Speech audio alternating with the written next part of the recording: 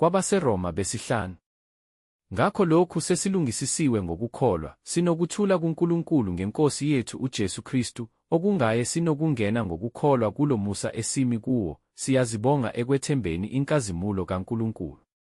Kepha akusikho lokho kuphela, kodwa sizibonga nangezinhlupheko ngokwazi ukuthi ukuhlupheka kuveza ukukhuthazela, ukukhuthazela kuveza ukuqiniseka, ukuqiniseka kuveza ithemba, ithemba alijabhisi, ngokuba uthando lukaNkulunkulu lutheliwe ezinhliziyweni zethu ngoMoya oNgcwele esimuphiweyo.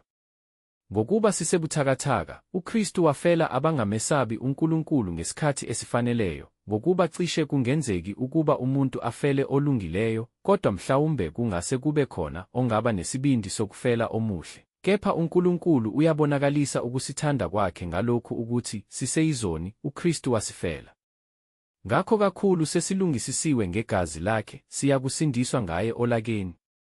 Ngokuba uma sathola ukubuyisana noNkulunkulu ngokufa kwendodana yakhe siseyizitha, ikakhulu siyakusindiswa ngokuphila kwayo sesitholile ukubuyisana, kepha akusikho lokho kuphela, kodwa sizibonga futhi ngoNkulunkulu ngeNkosi yethu uJesu Kristu, esesamukelisiwe ngaye ukubuyisana.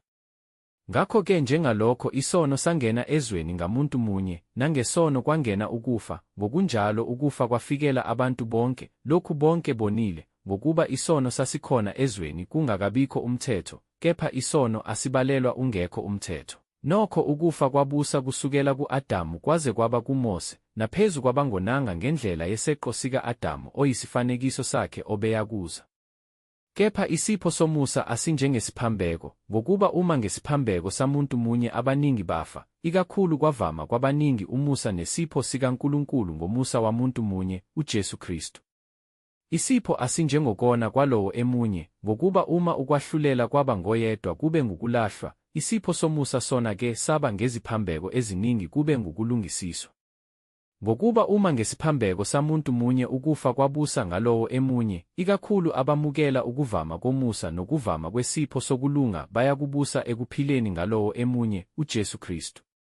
Ngalokho-ke njengokuba ngasiphambeko sinye kwabakhona ukulahlwa kubantu bonke, kanjalo ngasenzo sinye sokulunga kwabakhona ukulungisiswa kukho ukuphila kubantu bonke, ngokuba njengalokho ngokungalaleli kwamuntu munye abaningi benziwa izoni, kanjalo ngokulalela kwamuntu munye abaningi bayakwenziwa abalungileyo.